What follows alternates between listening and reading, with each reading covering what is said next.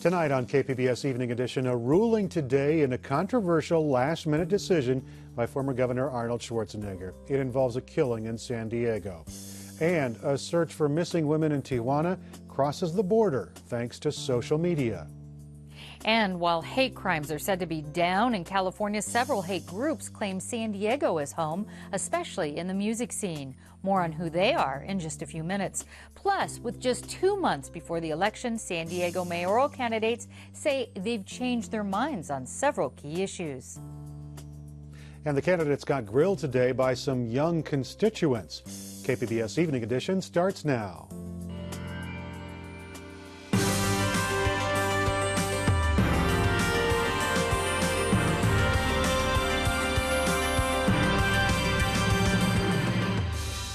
KPBS Evening Edition is made possible by Joan and Erwin Jacobs and by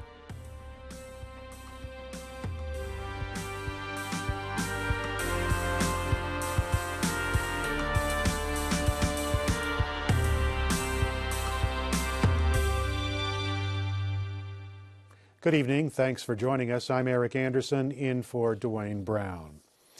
A judge says that former Governor Arnold Schwarzenegger did not break the law by cutting the sentence of Esteban Nunez, the son of a political ally in prison for killing a man in San Diego. Today's ruling came in a lawsuit filed by San Diego District Attorney and the family of the victim, Mesa College student Luis Santos. Nunez was sentenced to 16 years for manslaughter. Hours before leaving office, Schwarzenegger cut the sentence to 7 years. The DA and the victim's family say that was against the law. The judge disagreed, saying it was distasteful and repugnant, but not illegal. District Attorney Bonnie DeManis says she will appeal. Activists are planning to march in Tijuana tomorrow, trying to draw attention to the disappearance of young women in Baja California. The cases are getting publicized on social media.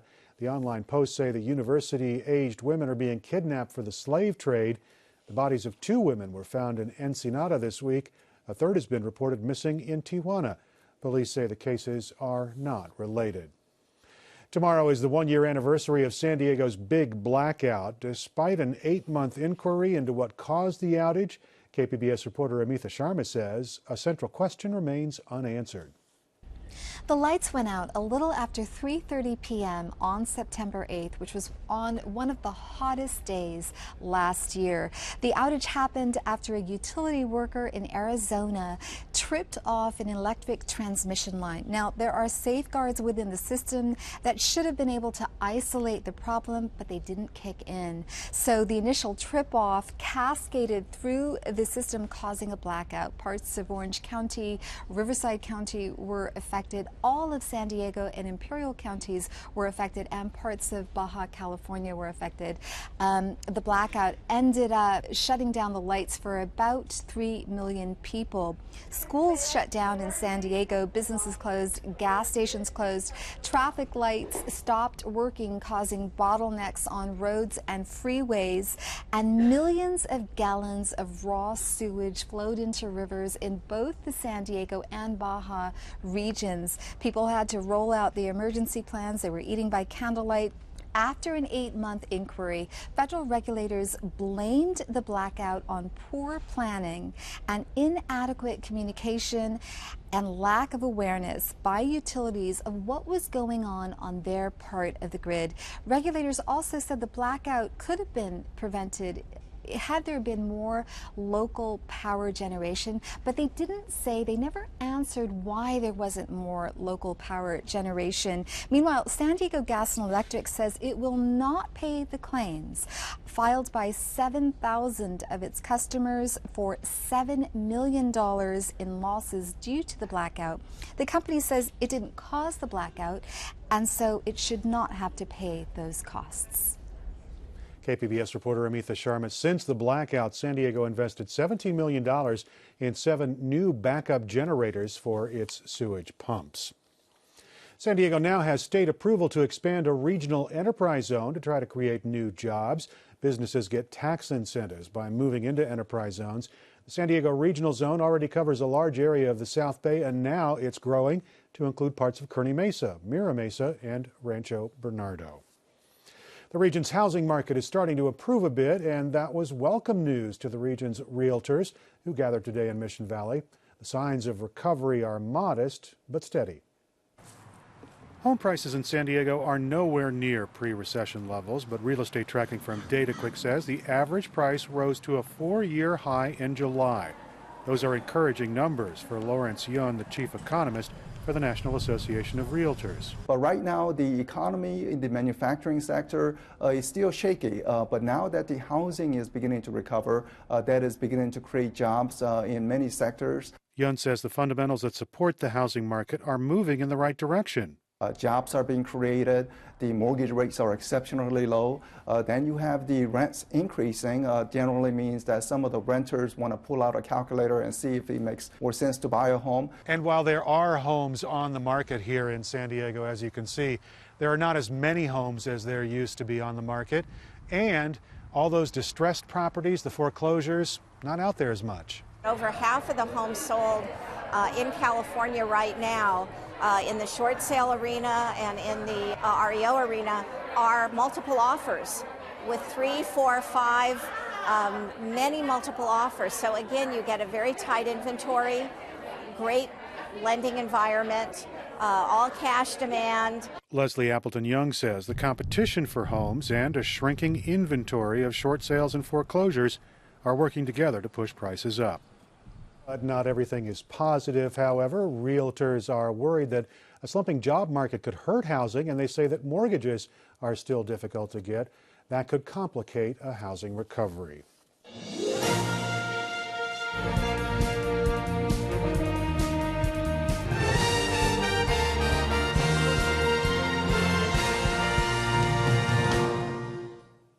It is 60 days to Election Day, and the recent series of mayoral debates reveal the candidates have changed their minds about several issues. Peggy Pico has the details. San Diego mayoral candidates Bob Filner and Carl DeMaio seem to have softened their attitudes toward each other and embraced new positions in recent debates. Voice of San Diego reporter Liam Dillon has covered the mayor's race since it started and joins me to break down those changes by the candidates. Liam, both candidates seem to be behaving somewhat differently toward each other.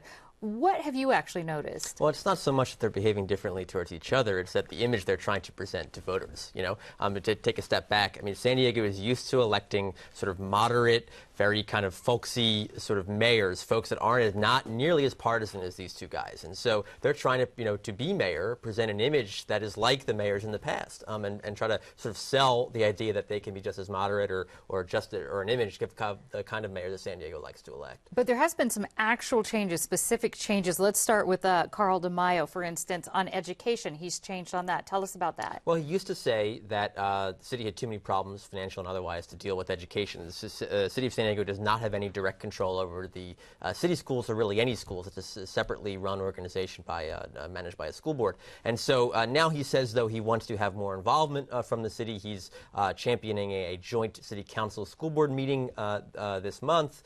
He wants to sort of promote some performance standards, and is very much now talking about education as something that will be under his purview, where in the past he said the city wouldn't have time to deal with it. And there's a few other things too, sewage, sewage recycling. Yeah, 2 years ago. I mean, there's sort of this massive project going on right now to that it used to be derided as toilet to tap. That's not really discussed so much anymore.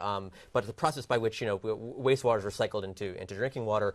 Carl was opposed to that at a vote 2 years ago and sort of moderated step by step. And now he calls it in his environmental plan, which he released a couple weeks ago, a trusted technology, which is very, very different from what he used to say in the past. Absolutely. And the border development, and also he's switched on that a little bit, wants to be more involved. Right. But also the downtown business. Tell me about that. That's his biggest one. The biggest thing for me is, again, the changing rhetoric. And I think this is the place where we've seen him change his rhetoric the most. It's not just downtown folks, but sort of there the most. He's traditionally blamed for the time that he's been in San Diego, as recently in the primary, two groups for the San Diego's financial problems: government labor unions and what a group he calls downtown insiders, right?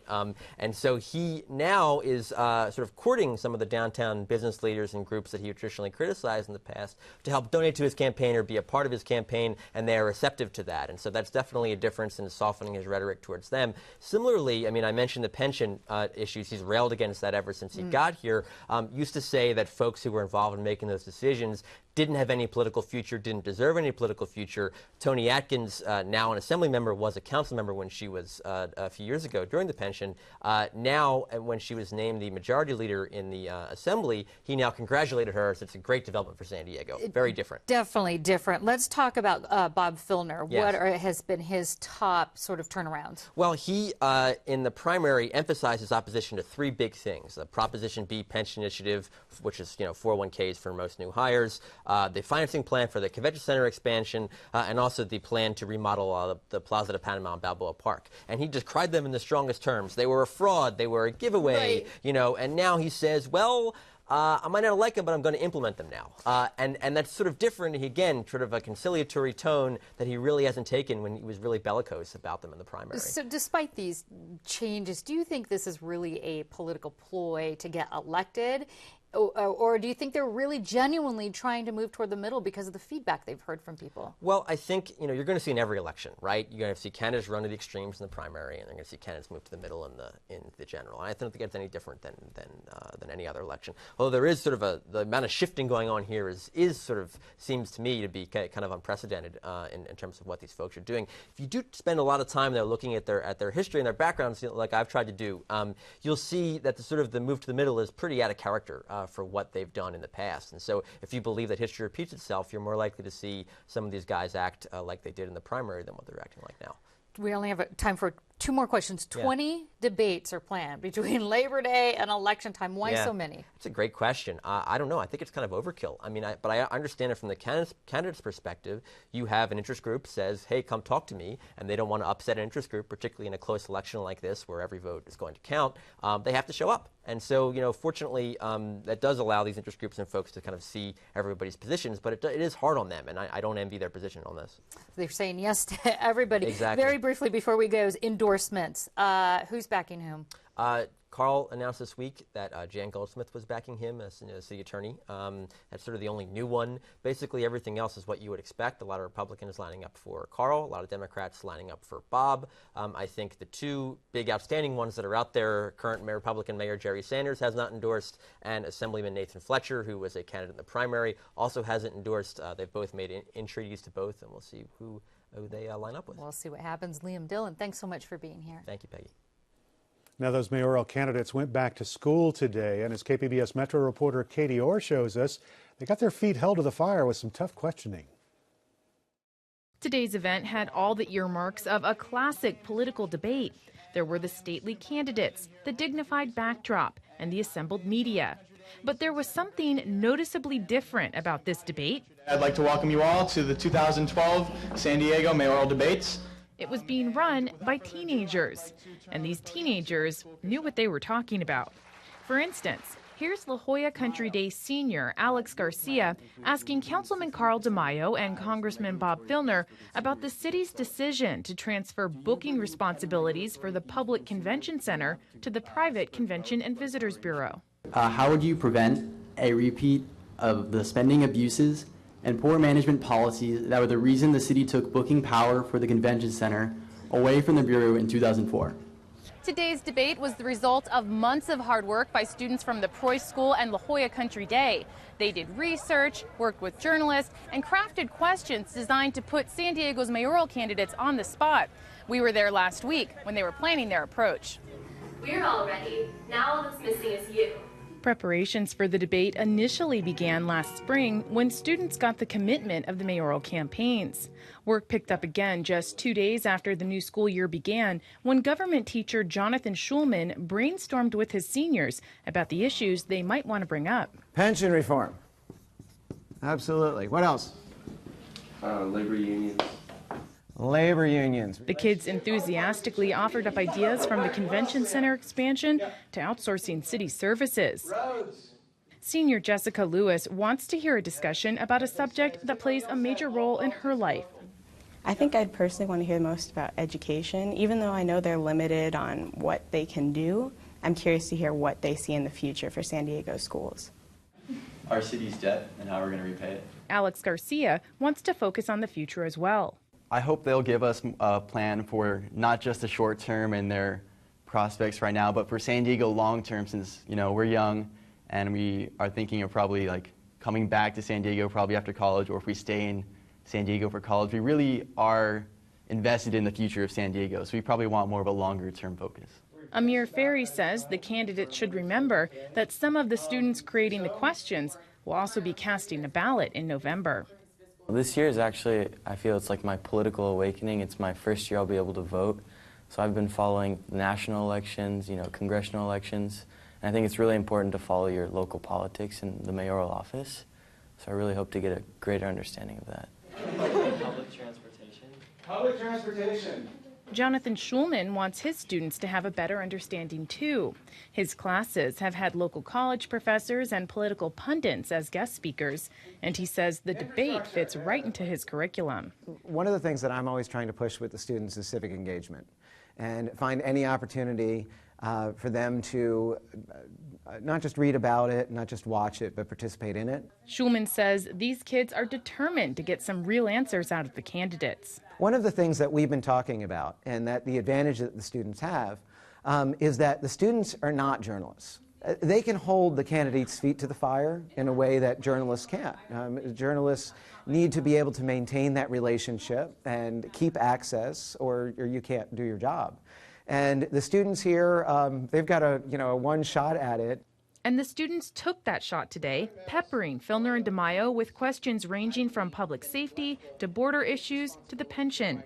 The candidates each offered their congratulations on a job well done, and at the end, there was a job offer from Filner. Well, thank you, and thank you, students. And by the way, whichever candidate you like, I'm sure I could speak for Carl. We can offer you internships in our campaigns.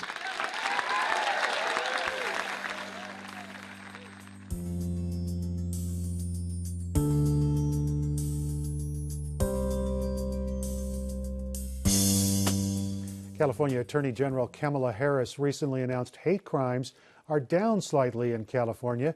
Peggy Pico takes an in-depth look at hate groups who call San Diego home. 4 Camp Pendleton Marines accused of beating a man unconscious at an LGBT bar in Long Beach on Labor Day could be charged with a hate crime. There's also the recent killing spree at a Sikh temple in Wisconsin by a former leader of a white supremacist metal band. Here with details on local hate groups and their music scene is reporter Dave Moss of San Diego City Beat. Dave, let's start with the Attorney General's recent report that said that hate crimes are down in California. Is that a significant decrease? No, it's only about 4%, which still sounds pretty good, but it really is with only, maybe a few dozen. And if you look at San Diego County, 2010, the FBI recorded something like around 120. The Attorney General had 112. So it really is just, it varies a little bit. I don't think it's a significant decrease. There were some specifics as far as this report says. They found the most common type of hate crime in the state is based on race, ethnicity, national origin, and hate crimes against blacks, they found, were accounting for nearly a third of the total reported. But anti-Hispanic crimes were down about 43%. Is there any reason that you discovered for that? Are they saying there's any reason for that? It was a really surprising number, and I don't know that anybody's come to me with an idea of what the change is. I mean, it could be people reporting it less. It could be that there's more acceptance in our society, which I'm sure we'd like to believe. But really, I don't have a very good answer for that. Okay, yeah, I wasn't able to find any either with the report, so it's interesting. We'll have to keep our eye on that. You've done a lot of reporting on hate crime groups in San Diego, specifically music groups here. Tell me a little bit about those white supremacist groups here in San Diego. Well, in July, at the end of July, El Cajon hosted one of the most significant white supremacist concerts in the country. It was put on by a group called the Hammerskin Nation, or Western Hammerskins, or Crew 38. They all use different names, but they're essentially the same group. And a record label called Antipathy Records, which continues to sell the same some of the same recordings by Wade Page, who was involved in the Sikh shooting. It was a huge event, went totally under the radar. I don't think anybody reported on it until we did, which was probably more than a month after the fact. Police knew about it.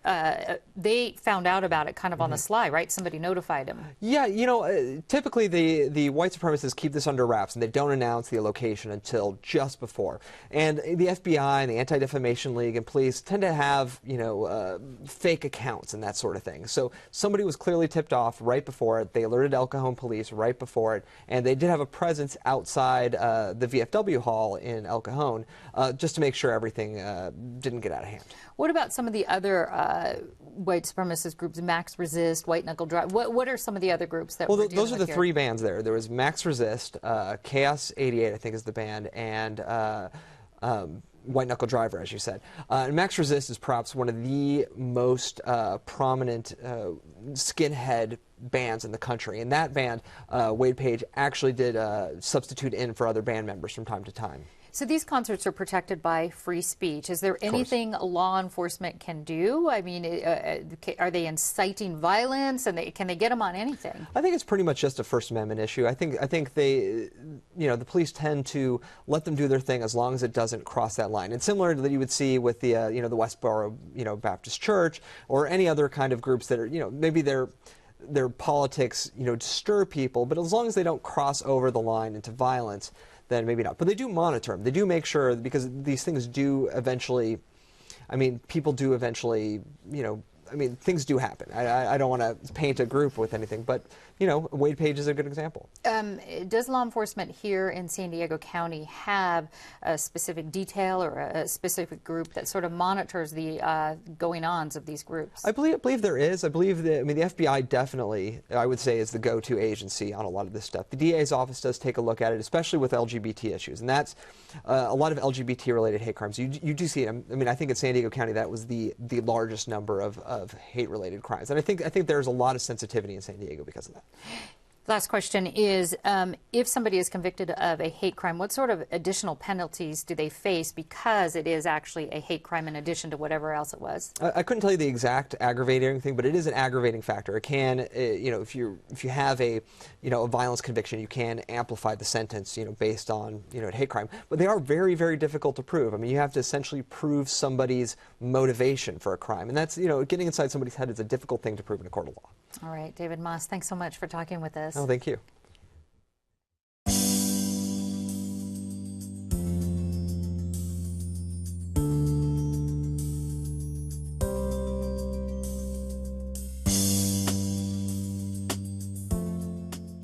San Diego's Little Saigon is a cluster of more than 100 Vietnamese-owned businesses along El Cajon Boulevard. It serves a lot of local families, but so far not a common destination for trend-setting consumers with disposable incomes. People in the area say the issue and solution is literally street level.